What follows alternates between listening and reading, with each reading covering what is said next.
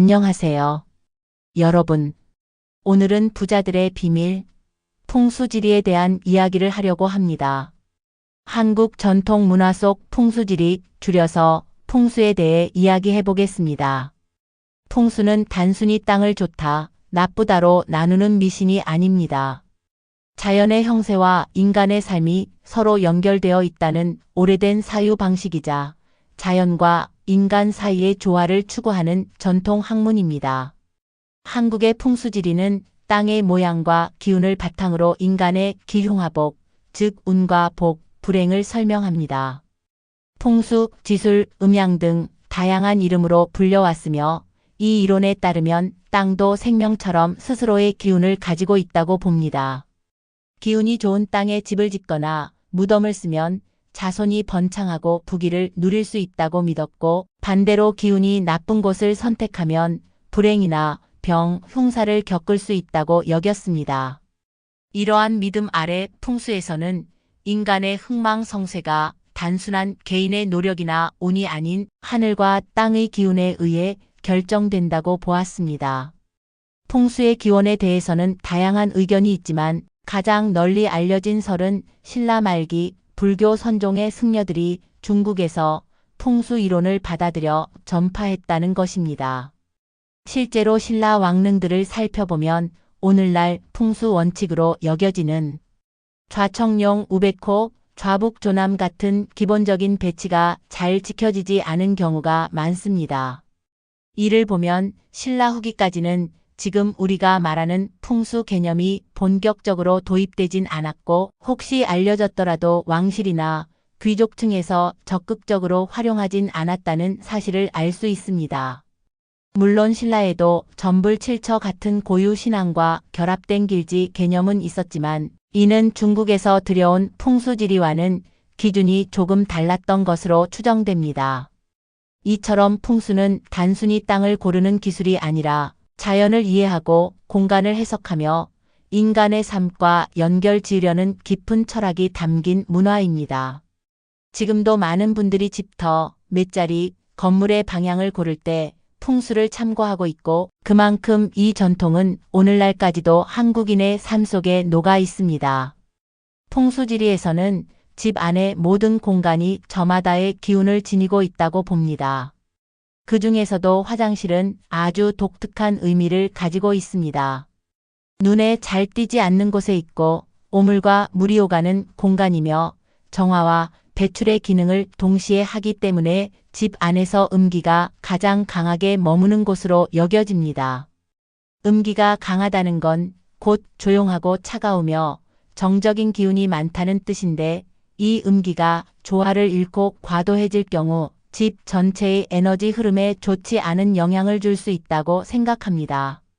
특히 화장실은 물이 흐르고 사라지는 곳이기 때문에 재물이 빠져나간다고 보기도 하고, 가족 간의 기운이 흩어져 다툼이나 건강 문제로 이어진다고도 해석합니다. 풍수에서는 집을 하나의 살아있는 생명체처럼 여깁니다. 그렇기 때문에 화장실은 그 생명체가 노폐물을 배출하고 정화하는 장기 같은 곳이라 할 수 있죠. 만약 이 부분이 막히거나 더럽혀진다면 자연스럽게 몸 전체가 영향을 받듯이 집 전체의 기운도 탁해지고 무거워진다고 여깁니다. 화장실이 정리되어 있지 않거나 곰팡이가 피어 있거나 습기와 냄새가 가득하다면 이는 곧 삶의 태도, 마음가짐과도 연결된다고 봅니다. 실제로도 우리가 더러운 화장실에 들어가면 기분이 나빠지고 오래 있고 싶지 않은 건 본능적인 반응이죠. 반면에 깨끗하고 조명이 따뜻하며 향기까지 나는 화장실에 들어가면 의외로 편안함을 느끼게 됩니다. 풍수는 바로 그런 무의식적인 감각과 연결되어 있는 철학이기도 합니다. 풍수지리에서 화장실은 단순한 배설 공간이 아니라 우리 삶의 건강, 재물, 감정까지도 영향을 줄 수 있는 중요한 장소입니다. 그래서 작은 공간이지만 꾸준히 청결을 유지하고 기운이 빠져나가지 않도록 문을 닫아두거나 조명을 따뜻하게 하거나 인테리어에도 신경을 쓰는 것이 필요합니다. 특히나 풍수지리적인 관점에서 화장실에 절대 두지 말아야 할 물건들이 여럿 있는데요. 이 물건들은 단순히 인테리어나 위생을 넘어서 기운의 흐름과 정서적 안정감에도 영향을 주는 요소들입니다. 아래의 대표적인 예를 자연스럽게 풀어 설명드릴게요. 첫째, 책이나 신문, 노트 같은 지적 도구는 화장실에 두지 않는 것이 좋습니다.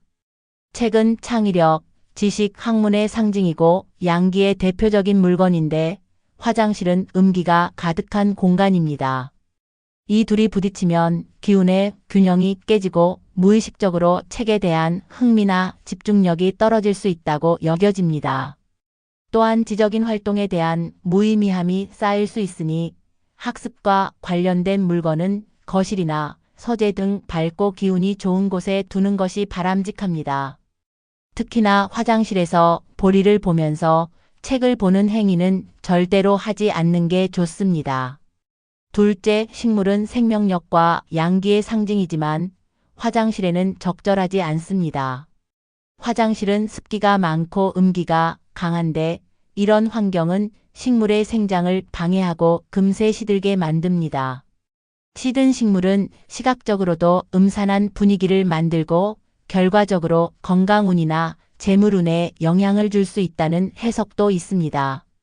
살아있는 식물이 아닌 건조한 드라이 플라워나 중성적인 장식으로 대체하는 것이 더 좋습니다. 셋째, 향수나 고급 화장품도 오랫동안 화장실에 두는 건 추천되지 않습니다. 화장실은 온도 변화와 습기가 심한 공간이기 때문에 제품이 쉽게 변질되고 본래의 기능도 떨어지기 쉽습니다. 뿐만 아니라 자신을 꾸미고 표현하는 물건이 음기가 강한 곳에 오래 머물면 무의식적으로 자존감이나 활력에 좋지 않은 영향을 줄 수 있다고 여겨집니다. 넷째, 고장난 전자기기나 사용하지 않는 도구들 역시 피해야 할 물건입니다. 예를 들어 고장난 체온계, 오래된 드라이기, 쓰지 않는 전기 면도기 같은 것들이 그냥 놓여 있는 경우가 많죠. 이런 물건들은 이미 제 기능을 잃은 정체된 기운을 지니고 있기 때문에 공간 전체의 활력을 떨어뜨리고 불필요한 음기를 더 강하게 만들 수 있습니다. 사용하지 않는 물건은 과감히 정리하거나 다른 곳으로 옮기는 것이 좋습니다. 다섯째, 지나치게 화려하거나 자극적인 장식품은 자제하시는 것이 좋습니다.